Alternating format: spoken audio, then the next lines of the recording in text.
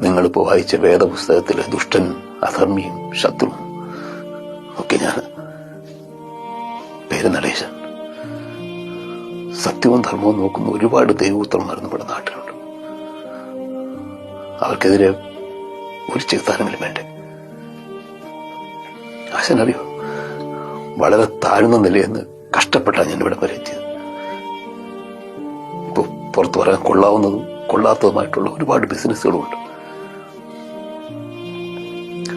ആ CI മോഹൻദാസ് എന്റെ മെക്കെട്ട് കയറാൻ വന്നോണ്ടാ ഞാനവനെ കൊന്നളഞ്ഞത്. ഇനി അതിന്റെ സാക്ഷി പറയാൻ ആശാൻ കോടതിയിൽ നിന്ന് പോകരുത്. അങ്ങനെ എന്തെങ്കിലും സംഭവിച്ച ഞാൻ ആദ്യം കൊല്ലുന്ന ആശാനായിരിക്കും.